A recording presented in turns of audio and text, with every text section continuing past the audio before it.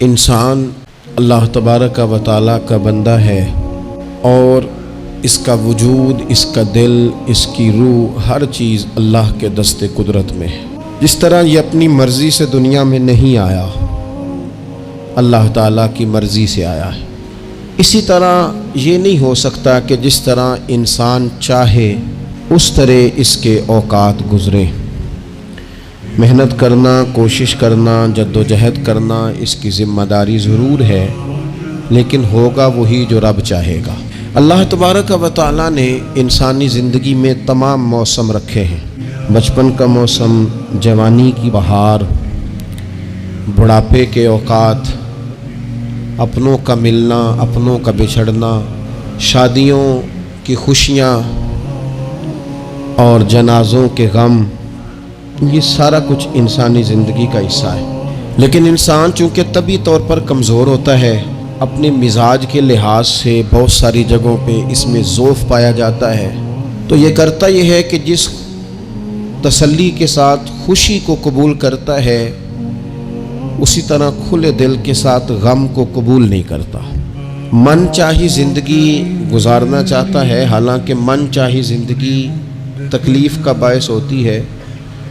رب چاہی زندگی انسان کو سکون عطا کرتی ہے۔ اللہ تعالیٰ نے انسان کے ساتھ آزمائشیں رکھی ہیں۔ جس طرح اللہ تعالیٰ کی طرف سے ملنے والی نعمتوں کو قبول کرتا ہے، اسی طرح اس کی طرف سے آنے والی آزمائشوں کو بھی کھلے دل سے اسے قبول کرنا چاہیے۔ اور یہ بات درست ہے کہ وما اصابکم من مصیبت فبما کسبت ایدیکم، انسان پر کچھ مصیبتیں وہ آتی ہیں جو اس کے ہاتھوں کے کسب کی وجہ سے آتی ہیں۔ بہت ساری قوموں پر عذاب اس لیے آئے کہ انہوں نے بعض گناہ کیے تھے، لیکن یہ یاد رکھیے گا کہ عذاب ہمیشہ گناہوں کی وجہ سے نہیں آتے، تکلیفیں ہمیشہ گناہوں کی وجہ سے نہیں آتی۔ انسان دکھوں میں، مشکلات میں صرف اپنی غلطیوں کی وجہ سے نہیں الجھتا، بلکہ نبی پاک علیہ الصلاۃ والسلام نے فرمایا ہے، اللہ تعالیٰ کسی بندے کو کوئی درجہ دینا چاہتا ہے، اس کے اعمال اس طرح کے نہیں ہوتے کہ اسے درجہ دیا جائے، اللہ اسے کسی مشکل میں ڈال کے اس کے درجے کو بلند فرما دیتا ہے۔ بلندی درجات کے لیے، قرب الہی کے لیے، اللہ تبارک و تعالیٰ کی بارگاہ کی معرفت کے لیے بھی مصائب آتے ہیں۔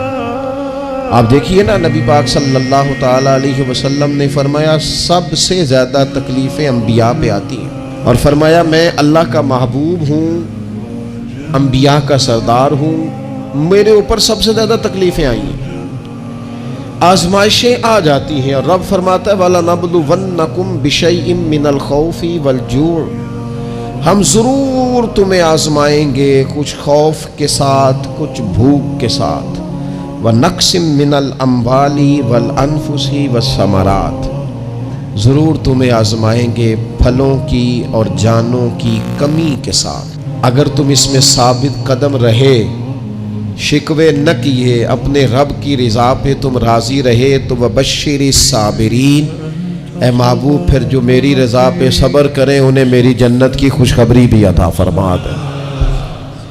ہم تمہیں ضرور آزمائیں گے، خوف بھی، بھوک بھی، مالوں اور جانوں کی کمی بھی۔ مومن کی یہ شان ہوتی ہے کہ وہ کسی بھی موقع پر اپنے رب سے شکوہ نہیں کرتا، کسی بھی حال میں اپنے رب کی شکایت نہیں کرتا۔ نبی کریم علیہ الصلاۃ والسلام نے فرمایا، اگر اللہ تعالیٰ کسی بندے کو بیمار کرے اور پھر اس بیماری پر وہ صبر کرے اور آنے والوں سے رب کا شکوہ نہ کرے، تو فرمایا اللہ تعالیٰ نے جو گوشت اسے دیا ہوتا ہے اس سے بہتر گوشت اللہ اسے عطا کر دیتا ہے۔ اگر اللہ تعالیٰ کی حکمت غالب ہو اور تقاضا اس بیماری میں اس بندے کے انتقال کے کر جانے کا ہو، تو فرمایا پھر اللہ تعالیٰ اسے شہادت کا درجہ عطا فرما دیتا ہے۔ آزمائشیں آ جاتی ہیں، انسان پر مصائب آ جاتے ہیں، دکھ آ جاتے ہیں، تکلیفوں کا سامنا بندے کو کرنا پڑ جاتا ہے۔ اب یہ کہ اس میں اپنے دل کو، اپنی روح کو قرار دیا جائے، اپنے آپ کو اللہ کی رضا پہ کھڑا کیا جائے، اور ان حوادث کا مقابلہ کیا جائے، ان چیزوں کو دیکھا جائے، اور یہ غور کیا جائے کہ میرا رب اگر اسی بات میں راضی ہے تو یقیناً اس میں اللہ کی کوئی خاص حکمت ہوگی۔ قحط حضرت عمر کے زمانے میں بھی آ گیا تھا، بڑی مشکلات کا سامنا کرنا پڑا۔ تو ان مصائب میں انسان کو تھوڑا سا پہلے تو ہمت کرنی ہے، پھر اس میں کرنے کا جو کام ہے وہ یہ ہے کہ سب سے پہلا کام تو یہ ہے کہ اپنے رب کی بارگاہ میں کھل کے دعا مانگی جائے، اللہ تبارک و تعالیٰ کے حضور التجائیں کی جائیں، دعائیں کی جائیں، رب کریم کو منایا جائے۔ حضرت عمر فاروق رضی اللہ تعالیٰ عنہ کے زمانے میں جب قحط آیا تھا تو حضرت عمر نبی پاک علیہ السلام کے چچا کو حضرت عباس رضی اللہ تعالیٰ عنہ کو لے کے میدان میں نکلے تھے، اور کیا خوبصورت لفظ انہوں نے ترتیب دیے تھے۔ عرض کرتے تھے مالک پہلے ہم تیری بارگاہ میں محبوب پاک کو لے کے آیا کرتے تھے، آج محبوب نے ظاہری وصال کیا ہے تو تیرے محبوب کے چچا کو لے کے آئے ہیں، تو اے اللہ تو مہربانی فرما اپنے محبوب کے چچا کا صدقہ ہمیں بارش عطا فرما۔ تو بس حضرت عمر نے وہ دعا مانگی، حضرت عباس کو وسیلہ بنایا تو اللہ نے بارش عطا فرما دی۔ اچھا، پھر یہ دونوں چیزیں ہمیں حدیث صحیح میں ملتی ہیں۔ ایک نوجوان نے، ایک شخص نے آ کے حضور کی بارگاہ میں عرض کی یا رسول اللہ بارش نہیں ہوتی، دعا کر دیں، تو نبی پاک نے ہاتھ اٹھائے دعا کے لیے، اتنے ہاتھ بلند کیے کہ بغلوں کی سفیدی نظر آنے لگی۔ وہ کہتے ہیں ابھی محبوب کے دستے مبارک پوری طرح چہرے پر پھرے نہیں تھے کہ اللہ نے بارش عطا کر دی۔ پھر پورا ہفتہ بارش ہوتی رہی تو لوگوں کو اب بارش کی کثرت کی وجہ سے بعض مسائل بننے لگے، تو وہ پھر حاضر ہوئے، عرض کی یا رسول اللہ دعا فرما دیں، اب تو کچھ مشکلات بڑھنے لگی ہیں۔ تو حضور نے پھر ہاتھ اٹھائے کہ اے اللہ اپنا فضل نصیب فرما، مہربانی فرما، کبھی بارش کی ضرورت ہوتی ہے اور کبھی بارشوں کا کثرت سے ہونا وہ تکلیف کا باعث ہو جاتا ہے بعض جگہوں پر۔ تو کہتے ہیں پھر حضور نے دعا فرمائی، ابھی چہرے پہ ہاتھ نہیں پھیرے تھے کہ مدینہ منورہ میں بارش ختم ہو گئی۔ تو سب سے پہلا اور ضروری کام ہمارا آج مزاج بن گیا ہے کہ ہم تبصرے کرتے ہیں، سیاست کرتے ہیں، اس پر بیٹھ کر، اب ایک اور دور آ گیا ہے، ویڈیو بناتے ہیں، موبائل چلاتے ہیں، جو کہ بہت بڑا امتحان ہے ہمارے لیے کہ صرف 20 منٹ موبائل کو ہاتھ نہ لگائیں، بہت بڑا امتحان ہے۔ ہو سکتا ہے بہت سارے لوگ بڑی تکلیف میں آ جائیں کہ پورے 20 منٹ گزر گئے، اس پہ ویڈیو بنائیں گے، اس پہ کومنٹس کریں گے، اس پہ یہ کام ہم کرتے ہیں۔ حالانکہ اگر کوئی ایسی مشکل آ جائے تو شریعت نے ہمیں یہ سبق دیا کہ پہلے دعا، پہلے اللہ کی بارگاہ میں حاضری۔ اکبر الہ آبادی نے کہا تھا کہ مصیبت میں بھی اب یاد خدا ہم کو نہیں آتی، دعا منہ سے نہ نکلی، جیبوں سے عرضیاں ہی نکلی۔ ہم محکموں میں درخواستیں دیتے ہیں لیکن دعا کی طرف بڑھتے بڑا خوبصورت کام ہے۔ سب سے پہلے تو یہ کریں کہ وہ جو ہمارے بھائی تکلیف میں ہیں، مجبوری میں ہیں، ان کے لیے اپنے رب کی بارگاہ میں عرض کریں کہ مالک، قدرتوں کا مالک تو تو ہے، ہر چیز تو تیرے دستے کرم میں ہے، اور تو کریم اتنا ہے کہ بندوں پہ تو غضب نہیں زیادہ فرماتا، رحمت ہی زیادہ فرماتا ہے، اور تیری رحمت تیرے غضب پر غلبہ رکھتی ہے، اس لیے مالک تو کرم فرما، اور یہ جو لوگ ہیں تو انہیں اپنے فضل سے ہی آسانی عطا فرما تاکہ اس مشکل سے نکل آئیں۔ جن دنوں قحط آیا تھا نا مکہ مکرمہ مدینہ طیبہ میں حضرت عمر کے زمانے میں، تو حضرت عمر فاروق فرماتے ہیں میں نے بغیر گھی کے کبھی کھانا نہیں کھایا تھا، لیکن میں نے قسم اٹھا لی تھی کہ جب تک سب لوگوں کو راشن کھانا میسر نہیں آتا میں بھی گھی نہیں کھاؤں گا۔ یہ جو اضافی اخراجات ہیں، ایڈوانس گاڑیاں بک کرانا، نئے ماڈل کے موبائل خریدنا، یہ جو ہمارے صرف ناز نخرے ہیں، صرف ان کو تھوڑا سا کلوز کر لو۔ عجیب بات ہے نا، عجیب ظلم ہے نا کہ ایک بچہ رات کو اس لیے کھانا نہیں کھا رہا کہ اس کی مرضی کا پکا ہوا نہیں، اور ایک طرف میرے ہی وطن میں اس ویڈیو نے بھی میری چیخیں نکلوا دی جس میں ایک بیٹی، اور اس کی عمر بھی بالکل اتنی ہے جتنی میری بیٹی کی عمر ہے، اس سے وہ صحافی پوچھتا ہے، پاؤں اس کے ننگے ہیں اور پاؤں پہ کیڑے چڑھ رہے ہیں، تو اس سے پوچھتا ہے پتر کیا چاہیے؟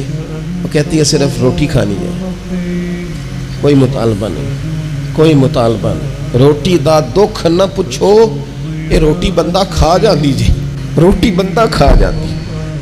اللہ کریم نے فرمایا وَتَعَاوَنُوا عَلَى الْبِرِّ وَالتَّقْوَى، جب تقوی اور پرہیزگاری کا معاملہ ہو تو ایک دوسرے کے ساتھ ताउन करो, एक दूसरे के साथ ताउन करो, एक दूसरे का आगे बढ़ के बाजू थामो, खैर के कामों में एक दूसरे की मदद करो, आगे निकलो। हो जाता है कभी कभी ऐसा कि एक भाई के पास बहुत ज्यादा माल होता है, दूसरे के पास कम होता है, और नबी पाक सल्लल्लाहु ताला अलैहि वसल्लम ने इरशाद फरमाया कि याद रखना, अल्लाह तबारक व तआला उतनी देर तक तुम्हारी मदद करता है जब तक तुम अपने भाई की मदद करते रहते हो। अल्लाह तुम्हारा मददगार रहता है। और ये जो मुसलमान होते हैं, मोमिन, कलमा पढ़ने वाले, इनके बारे में मेरे नबी पाक अलैहिस्सलातु सलाम ने फरमाया कि ये एक जिस्म की मानिंद है, एक जिस्म की तरह है। मोमिन एक जिस्म की तरह है, जिस तरह ये पूरा जिस्म होता है। और हुजूर ने मिसाल दे के बात समझाई, फरमाया जिस्म का एक हिस्सा तकलीफ में हो ना तो सारा जिस्म उसका कर्ब महसूस करता है। यानी दर्द सिर्फ दांत में है लेकिन रोटी खाने को दिल नहीं करता, किसी से बात करने को दिल नहीं करता, उठ के बाहर जाने को तबीयत नहीं चाहती, पूरा वजूद उसका कर्ब, उसकी तकलीफ महसूस करता है। फरमाया जिस तरह एक जिस्म के एक हिस्से को तकलीफ हो, आप मुझे बताइए ना, आपके दांत में तकलीफ है तो क्या कभी आपके दिमाग ने कहा है कि डॉक्टर के पास नहीं जाना? पैरों ने कहा है मैंने नहीं चल के जाना, ये तो मसला सिर्फ और सिर्फ दांत का है, दांत जाने, उसका काम जाने? ऐसा होता नहीं। दांत में तकलीफ होती है तो ज़हन मंसूबा बंदी करता है, वो कहता है यार ये पता करो दांत का डॉक्टर कहाँ बैठता है। फिर आपकी जुबान हिलती है, मालूमात करती है, फिर आपके पैर चल के वहां जाते, और फिर आप अपने दिल से माफी ज़मीर वहां बयान करते, फिर आप अपना कमाया हुआ सरमाया खर्च करते हैं। भाई एक दांत को तकलीफ है तो रहने दो, सारे जिस्म को काम में क्यों लगाया है? तो माना यह है कि जब जिस्म का एक हिस्सा तकलीफ में हो, बाकी सारे सपोर्ट करते हैं ताकि वो ठीक हो जाए। तो हुजूर ने फरमाया मेरे सारे मोमिन एक जिस्म की तरह हैं। सारे मक्के से हिजरत करके मदीने आए, घर बार पीछे रह गए, जायदादें पीछे रह गई, कारोबार पीछे रह गए। हुजूर ने फरमाया तुम भाई हो।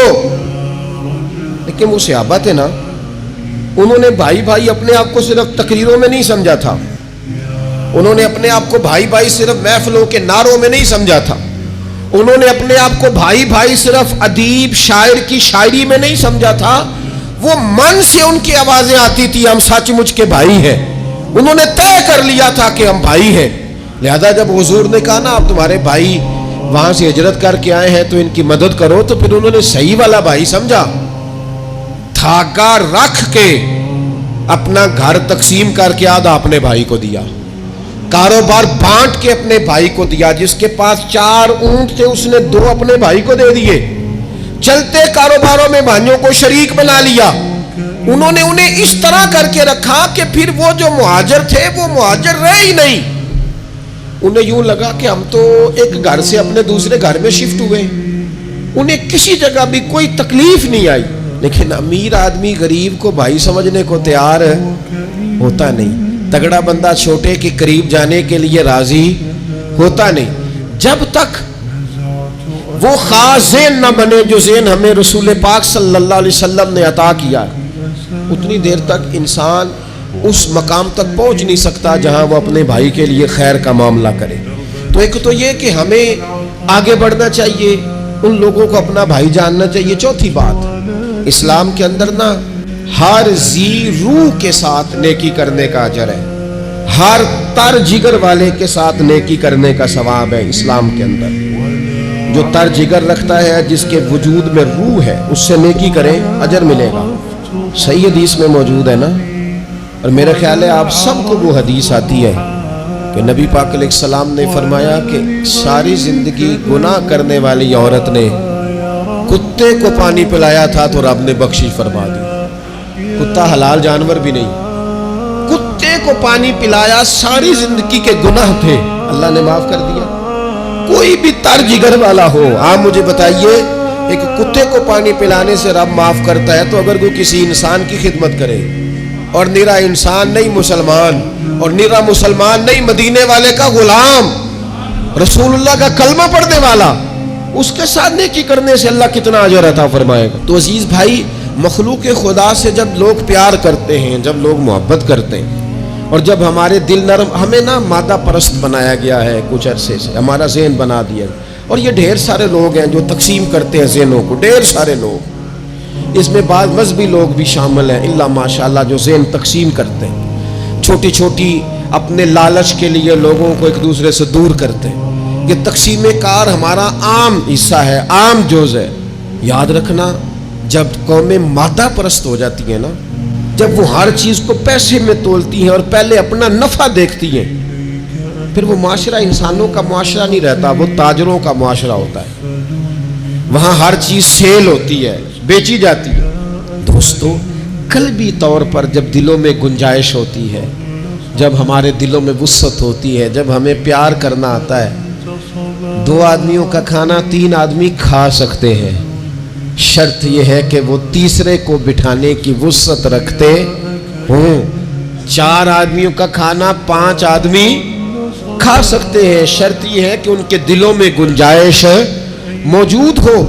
یاد رکھنا، ایک چھت کے نیچے ایک ہی گھر کے اندر 4-5 خاندان گزارا کر سکتے ہیں، شرط یہ ہے کہ ان کے دلوں میں گنجائش موجود ہو، شرط یہ ہے کہ وہ قلبی کیفیات وہی رکھتے۔ لیکن ہمیں نا کچھ مست سا کر دیا گیا ہے اپنی اپنی دنیا داری میں، کچھ محب سے ہیں، کچھ اس طرح کا ماحول بنا دیا گیا، مجھے کیا لینے دیں مجھے۔ مذہبی لوگ بھی اتنے لاکھ کی محفل نعت، اتنے لاکھ کا عرس، اتنے لاکھ کی فلانی شے۔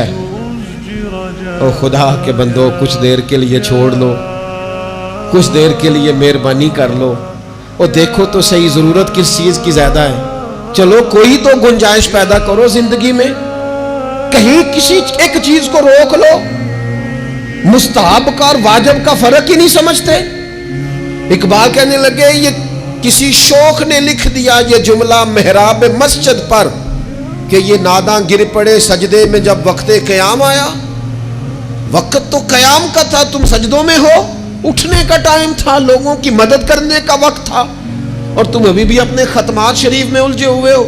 کل 10واں چہلم مستحب ہے، 2 آدمی بیٹھ کے ختم دلا لیں، ہو جاتا ہے۔ یہ باقی کا لاکھوں روپے کا مال ان جگہوں پہ پہنچایا جائے جہاں ضرورت ہے۔ محفل نعت آپ کے محلے کا نوجوان بھی نعت پڑھ سکتا ہے، مقامی خطیب کو بھی تقریر آتی ہے، ہر جمعے کرتا ہے، اور بڑے کام ہے کرنے والے، لیکن وہ بس ٹھیک ہے، ہم جہاں لگ گئے وہاں سے ہلنے کو تیار ہی نہیں، ایک مخصوص سا مزاج بنا لیا، اس سے باہر آنا ہی نہیں چاہتے، پسند ہی نہیں کرتے۔ تو اپنی زندگی کے اندر وسعت پیدا کریں، اپنے دل میں وسعت پیدا کریں۔ یاد رکھیں، جب بندہ کسی کے بچوں کا سوچتا ہے تو اللہ اس کے بچوں پر فضل فرماتا ہے۔ جب انسان کسی کا گھر آباد کرتا ہے، رب اس کا گھر آباد کرتا ہے۔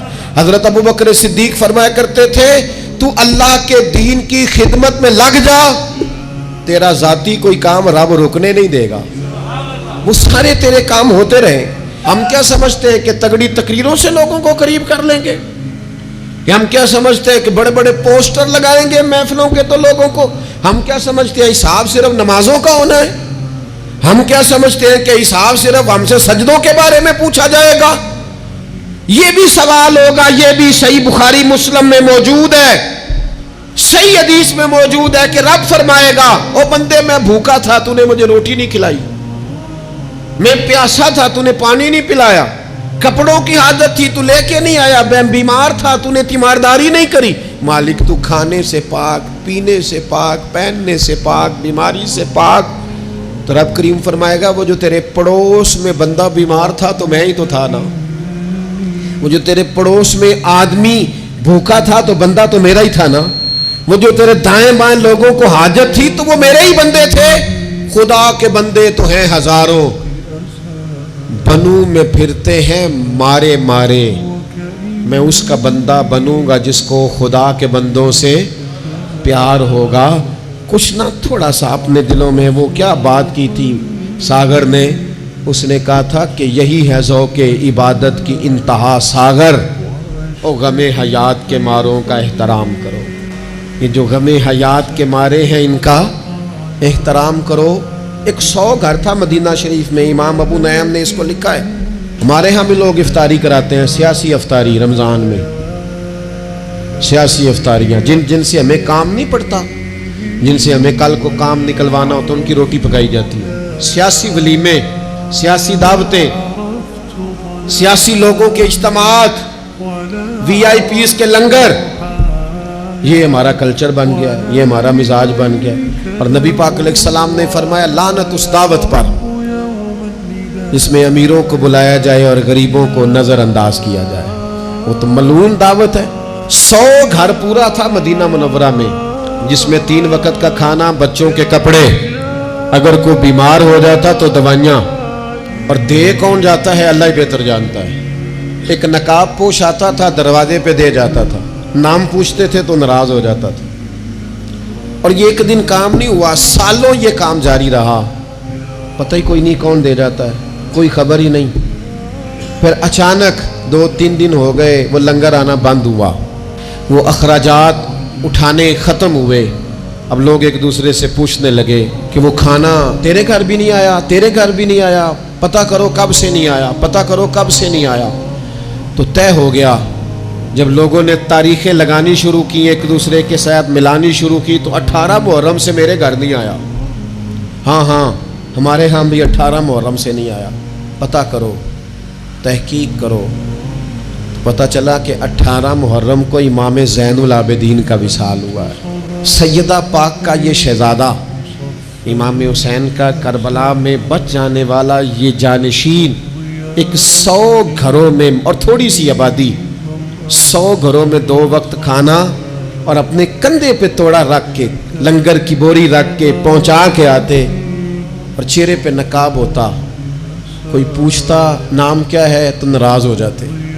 100 گھروں میں کھانا جاتا۔ ان کے وصال کے بعد جب غسل دیا جا رہا تھا تو موٹے موٹے نشان تھے کمر پہ۔ لوگوں نے ان کے بیٹے سے پوچھا کہ یہ کیا ہے، تو فرمانے لگے میرے والد اپنے کندھوں پہ تھیلے رکھ کے آخر عمر تک گھروں میں پہنچا کے آتے رہے۔ لوگوں نے کہا حضور آپ کیوں نہیں جاتے تھے، آپ جوان تھے؟ تو آپ کے شہزادے کہنے لگے میں کہتا تھا ابا جی سے کہ میں نہ چلا جاؤں، تو فرماتے تھے پتر اگر تو جائے گا تو پھر تجھے اس غریب کا نام بھی بتانا پڑے گا، میں تیرے سامنے پردہ نہیں کھول سکتا، یہ میرا اور میرے رب کا راز ہے۔ اس چپکے کے ساتھ، اس محبت کے ساتھ حضرت امام زین العابدین رضی اللہ تعالیٰ عنہ خدمت کرتے۔